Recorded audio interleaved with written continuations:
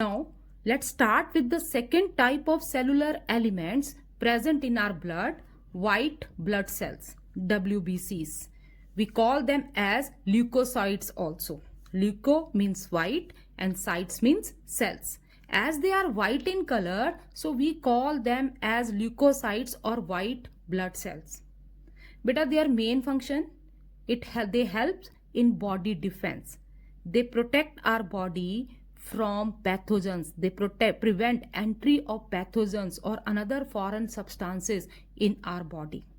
They act as a soldiers. Whenever any foreign substance or particle, pathogen enter our body, they move out from the blood vessel, they fight with them and kill them, and in this way they protect us from diseases.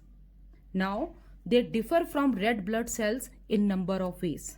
They have nucleus, they don't have hemoglobin, and they are amoeboid in shape. Means they can change their shape just like amoeba. It is very important for their function also. And this question is also very important.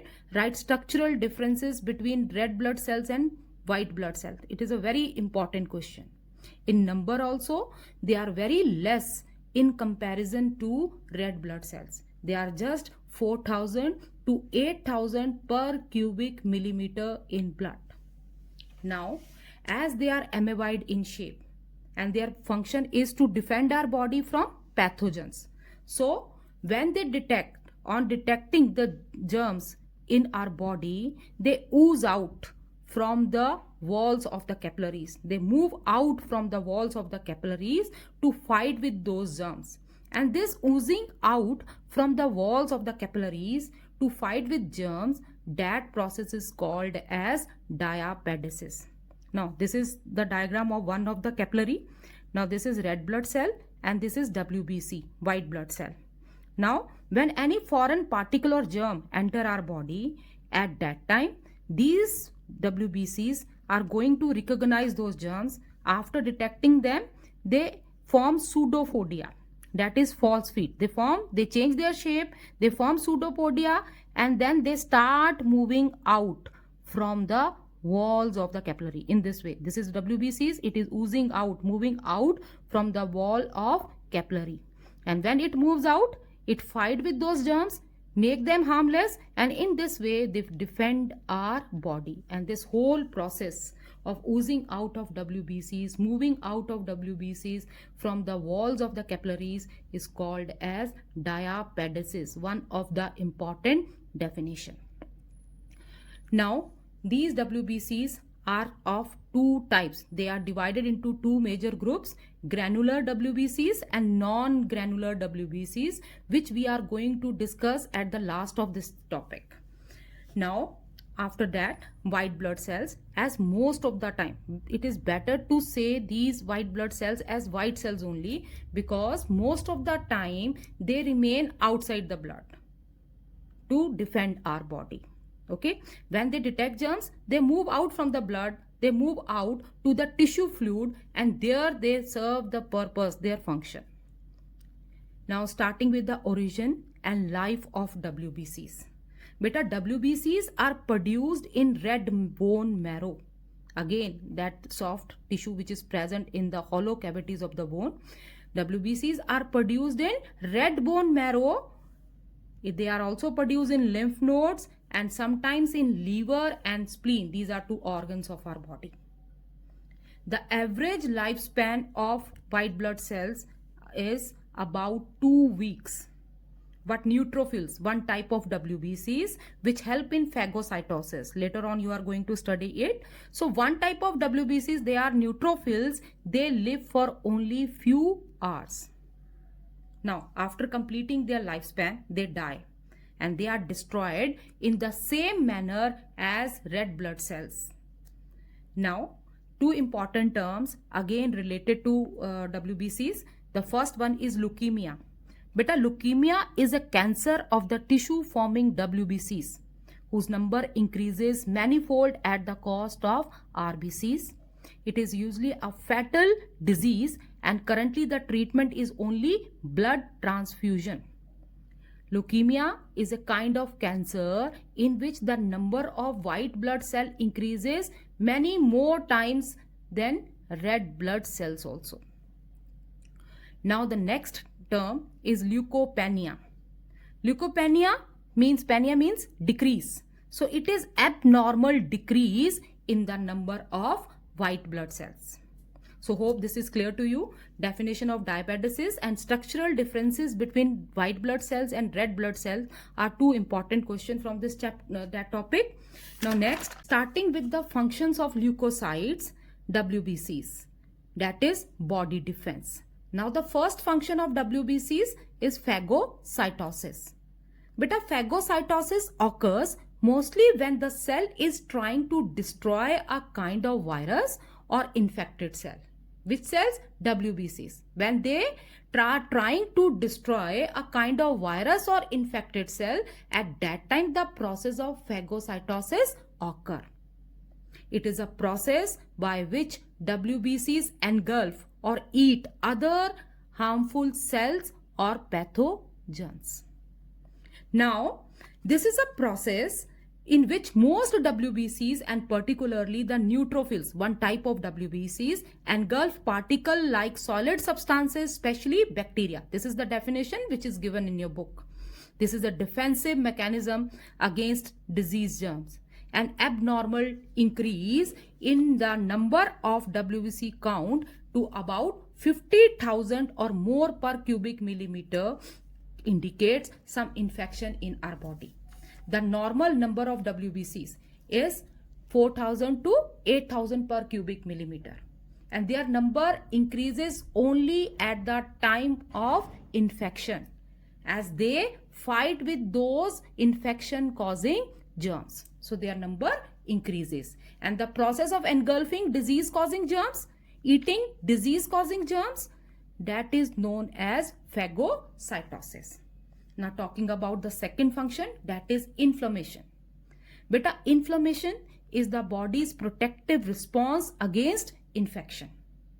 Actually, it is the body's normal response to injuries or infections. It occurs at injured part due to reaction of tissues to injury, and this is to stop invasion of germs from the injured part.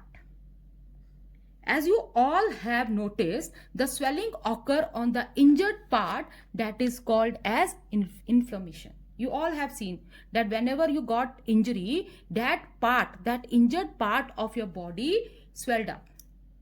That is inflammation. The inflamed spot or the swelled up part has several characteristics. Now what are those characteristics? That swelled up area appear more red in color in comparison to rest part of the body.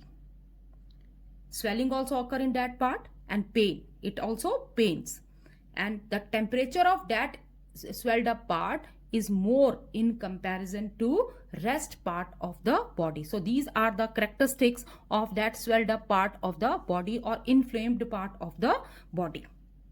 Now why it happens so? Why the swelling occur, inflammation occur in the injured part? That is because here white blood cells oozes out from the walls of the capillaries by means of diapedesis, and they fight with the germs which tries to enter body through these injured part. These WBCs also destroy the damaged cells by phagocytosis by the means of engulfing them. Now when WBCs, they fight with germs, they also die, and the mixture of dead WBCs, germs and tissue together, they have to fight with the germs. So at the place where they fight, they also die. The mixture of dead WBCs and the injured tissues plus dead germs, together they form a yellow color fluid which is called as pus. Hope this is clear to you. Now the next function of WBCs, that is formation of antibodies.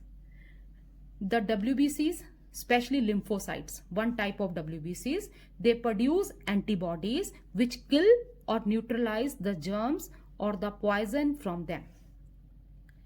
These antibodies are special type of proteins which are specific in their action. When germs or foreign substances enter our body, then these germs or foreign substances which are entering our body, we call them as antigens. They are known as antigens.